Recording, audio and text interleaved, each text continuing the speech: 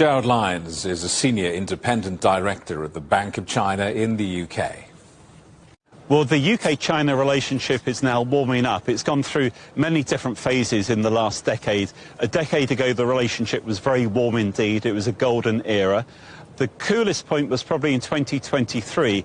From a UK perspective, we had a refresh of what's called the Integrated Review, and then we had a new National Security Act. Both of those put China under the spotlight, so to speak. But since last summer, with a new Labour government in the UK, the relationship between the UK and China has certainly warmed up. The Prime Minister spoke with the President last October. We had the Foreign Secretary visiting China. Then in January of this year, we had the first economic and financial dialogue between the two countries for a number of years. And now we have the Foreign Minister visiting London. So very warm a decade ago, then very cold 2 years ago, now much, much warmer. Let's talk specifically about trade and let's talk about business. What signal does this first UK-China strategic dialogue meeting in nearly 7 years, what message does that send to global investors? Well, I think it's very positive in terms of the overall relationship between the UK and China. In terms of the message it sends, it's certainly a positive one. Now, when one looks at the relationship between the UK and China, one needs to differentiate between strategic and non-strategic areas. Strategic areas of defence, security, intelligence. Non-strategic is the overall business relationship.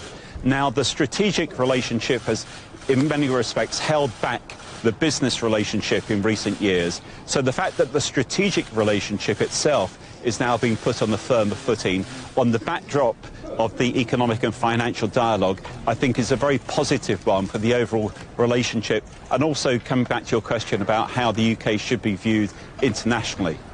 When Wang Yi and David Lammy go home, what does a good outcome from this meeting look like? Well, this meeting is very much going to be focused on those strategic aspects in terms of the bilateral relationship and also, given the global backdrop, issues such as Ukraine. What I think is going to be important is not only that both sides see this in a positive light, but it's what comes next. So we've talked about the context. In some respects, the next big issue is what clear policies come out of this. And when one looks at UK-China trade, it's close to 89 to 90 billion pounds sterling. But within that, UK has a big trade deficit. But more particularly, our service sector relationship is still quite low. China is Britain's 5th biggest overall trade partner, but in services, and Britain is one of the 2 biggest economies globally in terms of services, China is only our 12th biggest service sector trading relationship. And I think that's one of the areas I would be hoping to see significant improvement and movement on in the next year or so. In terms of the international landscape, what does the possibility of a UK-China reset in the relationship mean for the rest of the world? Yeah, well, the UK talks about the China relationship in terms of the 3 Cs: challenge, compete, cooperate. But in terms of your question, the other C is very important, namely consistency. The fact that we're now starting to see a consistent sort of dialogue between both China and the UK is very positive. Naturally, there are going to be areas where both countries disagree. Naturally, there are going to be areas where both countries compete with one another.